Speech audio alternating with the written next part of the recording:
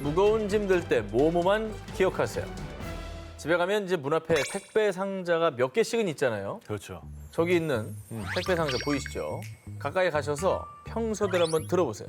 아, 저희 둘이요? 아, 이게 뭐 의식을 하지 말고 현관문 앞이라 생각하고 들어보시라고요. 네네. 사빈이 아빠 그 저기 택배 좀 들어줘요.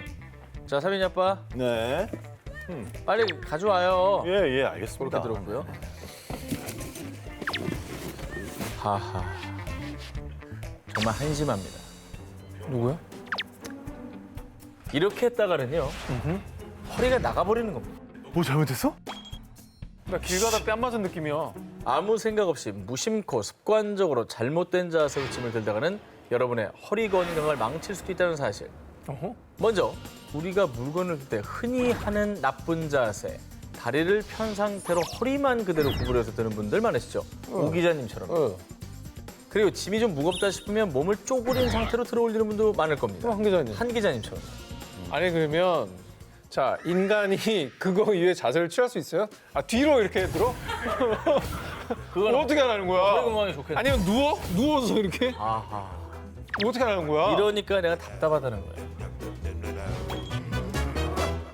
자, 잘못된 신체 사용으로 허리 수명 단축시키고 있었던 분들, 지금부터 이것만 기억하세요. 안전보건공단에서 무거운 짐을 자주 드는 근로자에게 강조하고 있는 원칙. 첫 번째, near. 물건 가까이에 서서. 2번, no bending back. 등을 구부리지 말고. 3, knee. 무릎을 굽혀 다리 힘을 이용해 물건을 드는 겁니다. 일명 3N 수칙. 예전부터 어른들이 막 번쩍번쩍 들지 말라고 했잖아. 허리 나가죠. 조심하라고. 저는 다 배워서 일리 잘 있는 하고 있다고 생각했는데도 그런데도 제가 잘못하고 있는 부분들이 있었군요. 그렇습니다. 허리를 피는 게 되게 핵심인 거죠. 지금. 네, 아유, 잘 기억해야겠네요. 자, 잘못된 자세로 허리 수명 단축시키지 말고 이제부터는 무거운 물건 들 때 3N 수칙만 기억하세요. 내 건강을 위협하는 자세가 있다. 한국인들이라면 아마 99% 누구나 너무 많이 하는 자세. 연령 불문, 장소 불문. 대부분의 사람들이 습관처럼 몸에 밴 자세. 바로 양반다리. 외국인들은 불편해서 도저히 못한다고 하는데 우리 한국인들은 양반다리 하거나 한쪽 다리 세우는 일명 엄마다리 자세가 쉽고 심지어 편하지 않던가요? 참 신기한 게 의자 위에서 일부러, 네. 소파 위에 일부러. 이거는 참 대단한 것 같아요. 소파에 등 대고 저렇게 또 앉기도 하니까. 그러니까 소파 위에 앉는 게 아니라 소파에 등을 대고 바닥에 앉죠. 그렇죠. 소파는 앉으라고 하는 게 아니라 등 받은 것처럼. 그렇지. 왜 그럴까요? 모르겠습니다. 네, 유전자에 박혀 있나? 맞습니다. 그런데 말입니다. 지금 이 순간에도 무심코 편하게 양반다리 하면서 TV 보고 계시는 시청자 여러분, 여러분의 지금 그 습관들이 야기할 무시무시한 질병, 허리 디스크, 이상근 증후군, 무릎 관절 악화, 이 3콤보로 여러분들의 건강을 악화시키고 있다면 어떨 것 같으십니까? 다리 푸십시오 지금.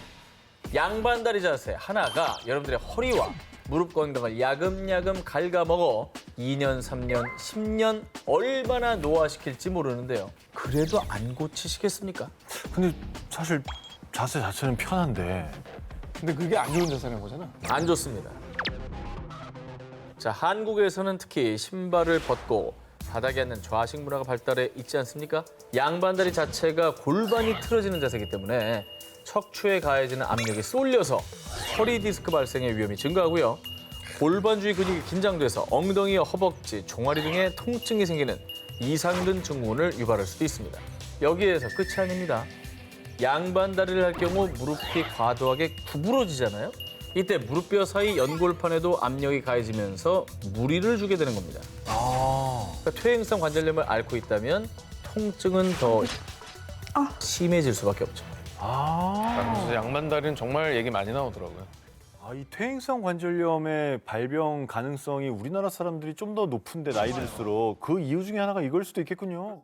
이게 이제 생활 습관상 걸릴 수밖에 없는 우리가 환경에 살고 있었네요. 저는 조금 좀 바꾸는 게 좋을 것 같아요. 그럼 뭐 어떻게 앉아야 됩니까? 올바른 자세는 뭐예요?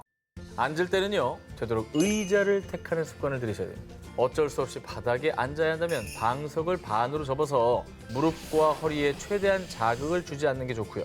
앉을 때도 복부에 힘을 빡! 허리는 반듯하게 이렇게 빡! 아셨죠? 무심코 해왔던 양반다리 습관 시청자 여러분들 지금도 양반다리 하고 시청하고 계신 거 아니겠죠? 오늘부터 바른 자세 하기로 약속? 뒷목 잡는 현대인들을 위한 스트레칭. 하루 종일 앉아서 일하는 현대인들이 목이 뻐근할 때면은 내 뒷목 목 뻐근해 죽겠네. 아우 뒷목 잡고 스트레칭을 쭉 이렇게 해주죠. 요즘 뭐 거의 거북목이 뭐 스마트폰을 다들 보니까 이게 기본적으로 이렇게 구부러져 있잖아요. 스마트폰뿐이에요. 노트북도 그렇고 컴퓨터도 그렇고 뭐 이게 안 구부릴 수 없는 자세입니다. 현대인들이라면 틈틈이 꼭 해야 되는 스트레칭 과연 잘 알고 계시는지 테스트 한번 해보겠습니다. 자, 다음 중 목 건강에 좋은 스트레칭은 1번 머리 옆으로 당기기, 2번 머리 아래로 당기기, 3번 양옆 뒷머리 누르기, 4번 턱 당기기. 저는 이거 약간 책에서 배운 것 같은데 아하, 저는 뒤로 하는 거 이거 이게 좋죠. 이게 좋다. 아니요, 이거 4개 다 좋아요. 다 좋다. 지금 말한 건 다 좋아요. 이거 목 스트레칭 할 때 4개 다 돌아가면서 하라고 배웠어요. 자, 보기 중 목 건강에 좋은 스트레칭법은 없습니다. 진짜로? 오히려 4가지 모두 목 디스크 증상을 악화시킵니다. 정말? 그럼 자, 그동안 무심코 이렇게 스트레칭 하셨다면 여러분들 지금껏 잘못된 목 스트레칭을 하고 있었던 겁니다. 뭐 이런 스트레칭은 예. 목 디스크 많이 하죠. 괴롭습니다. 안 좋아요? 저는 추천하지 않습니다. 매일이요. 왜 매일 이거 하는데? 목 뻐근할 때, 목 왔다 갔다 하며 한 손으로 목 꺾는 행위들 많이 하셨죠. 목 스트레칭을 그렇게 하는 순간엔 시원하다고 느낄 수 있습니다. 하지만 어디까지나 일시적인 만족일 뿐. 특히 목 디스크 손상이 있을 때 목덜미와 어깨 쪽지 근육을 스트레칭한다면 오히려 목 디스크는 더 악화됩니다. 그런 식으로 목 푸는 분들 많을 텐데. 절대 안 돼요. 그리고 일시적으로 시원한 느낌이 드니까 하는 건데 장기적으로 효과가 없습니다. 야, 목 디스크를 예방하는 올바른 스트레칭법을 알려드리겠습니다. 어떻게 하는 건데? 양쪽 견갑골을 뒤로 모아서 가슴을 쭉 펴고 턱을 살짝 치켜드는 신전 동작을 해주는 것이 목에 훨씬 더 효과적이라고 합니다. 여러분들 이렇게 몸이 이렇게 돼 있으니까 이렇게 계속 이렇게 해서 이렇게 일상 속에서도 서 있거나 걸을 때 허리를 꼿꼿하게 유지하고 스마트폰도 높은 위치에서 모니터도 받침대를 사용해서 높이 보는 등 척추를 편 자세를 유지해 주시는 게 관건입니다. 자, 여러분들 뒷목 당길 때 괜히 목 꺾지 마시고요. 틈틈이 가슴을 쭉 펴고 신전 동작을 꾸준히 해보시기 바랍니다. 건강한 과일 뭐든 뭐뭐. 자, 주변에서 이런 경우 아주 많이 보셨을 겁니다.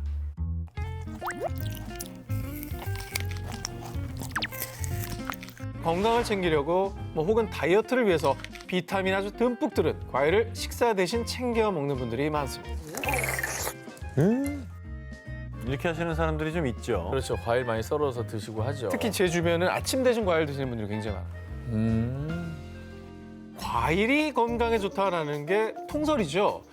자, 사실 과일 비타민이 충족도 되고 건강에 좋은 건 사실입니다. 그런데 말입니다. 뭐든 과하면 독이 되는 법. 네. 전문가들에 따르면요. 모든 과일은 어느 정도의 당분을 포함하고 있기 때문에 단독으로 먹기보다는 다른 음식과 함께 섭취하는 게 좋습니다. 혈당 수치를 급격하게 올리는 걸 피하기 위해서죠. 즉, 과일의 주성분이 이 과당이다 보니 과도한 당 섭취는 혈당 수치를 높이게 되고요. 급격히 분비된 인슐린은 암세포의 분열과 성장까지 자극하는 악순환.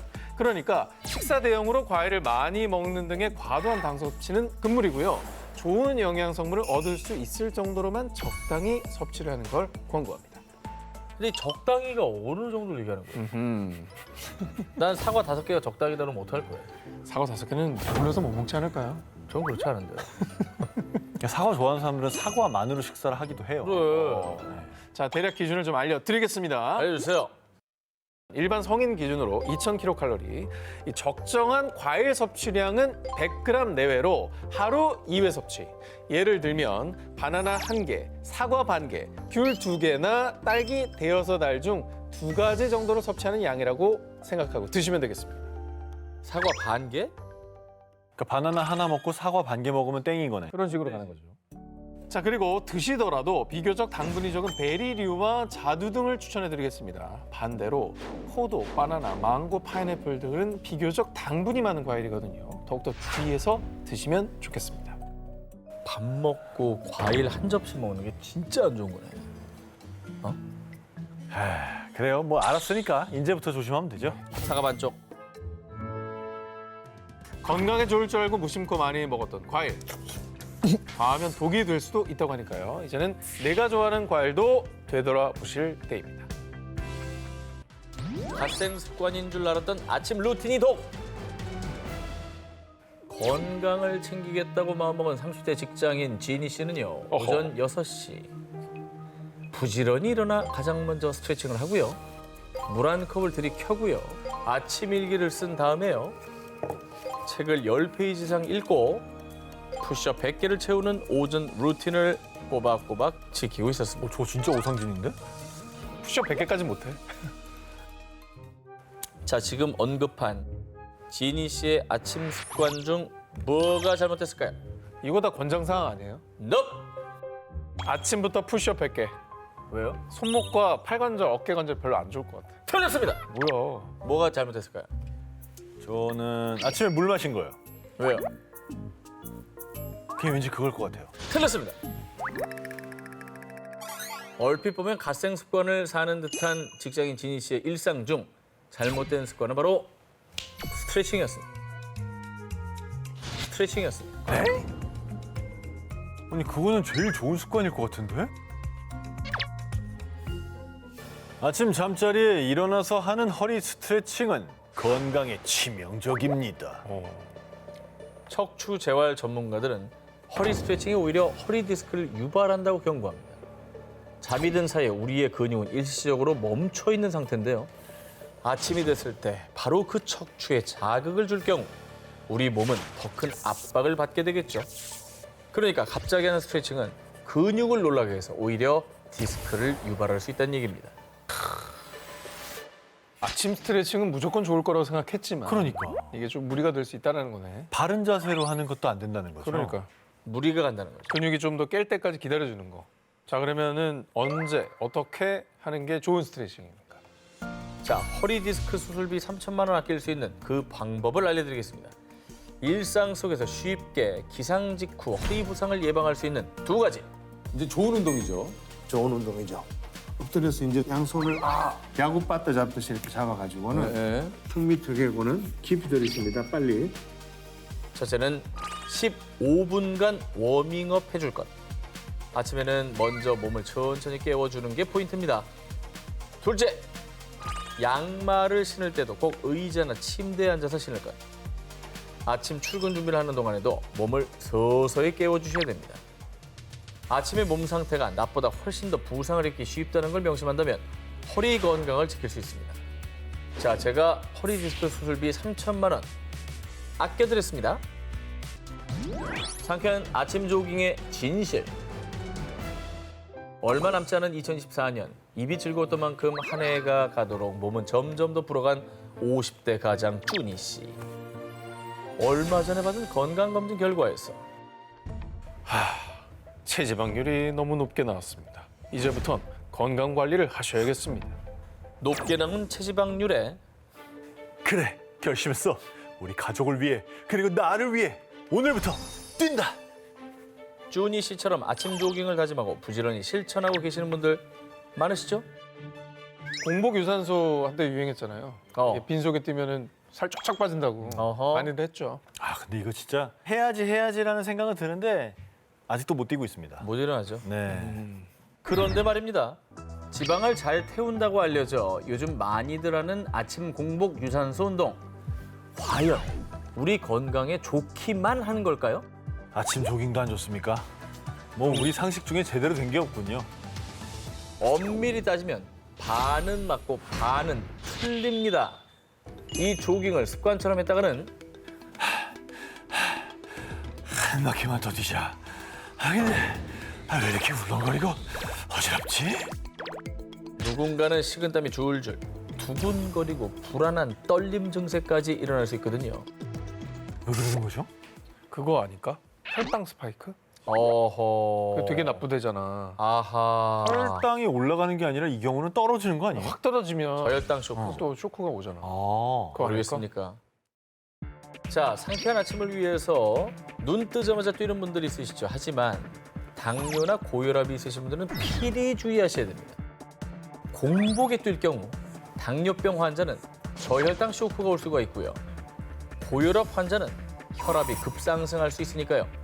때문에 고혈압과 당뇨가 조금이라도 있으시다면 아침 운동을 하시기 전에 반드시 아침 밥을 먼저 드시는 걸 추천합니다. 저혈당 안 오게. 야, 공복 유산소라고 얘기하는 거를 정면으로 이제 반대하는 거네요. 그렇죠. 그러니까 바나나 한 조각 정도 드시고 뛰면 좋죠. 그렇죠. 뭐라도 드시고 과하지 않게. 그리고 미국 조지 워싱턴 대학교 연구에 따르면 저녁 식사 후 15분 걷기가 오전과 오후에 걷거나 러닝머신을 하는 것보다 혈당 감소 효과가 더 큰 것으로 나타났습니다. 당뇨병 환자의 경우는요. 하루 중에 저녁 식사 후에 가볍게 운동하는 것이 가장 효과적이라고 합니다. 그러니까 조깅보다는 야깅으로 살짝 뛰어주기. 조깅이 아침 주자를 쓰는. 아, 저는 이건 MZ식 유머입니다. 아, 그래. 예, 야깅으로 하십시오. 야깅으로 가겠습니다. 네. 혀의 위치에 따라 모모 가능성이. 자, 두 기자님 입을 가볍게 다물고요.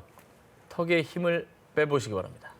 그리고 자신의 혀 위치가 어딘지 한번 확인해 보시기 바랍니다. 혀까지 힘을 빼요? 예. 이 중에 어디에 속합니까? 저는 약간 윗니에 붙어 있어요. 저는 A랑 C 중간쯤 되는 것 같은데요. 하나를 고르셔야 됩니다. 지금 보니까 D 같아요. 저는 A. 자, 왜 제가 이걸 기자님들께 물어봤을까요? 혹시 잘못된 혀의 위치가 부정교합을 일으킬 수 있다. 이런 말을 들어보셨습니까? 아니, 혀가 턱관절까지 영향을 준다고요? 처음 들어봤는데요. 진짜? 우리가 흔히 부정교합이라고 하면 유전적 요인이 크다고 알려져 있죠. 그런데 혀가 잘못된 위치에 있을 경우 다양한 형태의 부정교합이 나타날 수 있습니다. 먼저 저와 오 기자처럼 A를 고르신 분들 혀끝이 윗니에 닿아 있다면 돌출입이 될 수 있습니다. 어머. 근데 두 분 다 그런 입은 아닌데. 나오고 있는 거죠, 계속. 한 기자님이 C라고 그랬죠. 마중 나가겠네, 이거 C 어떻게. 아니면 D 같아요. 자, C.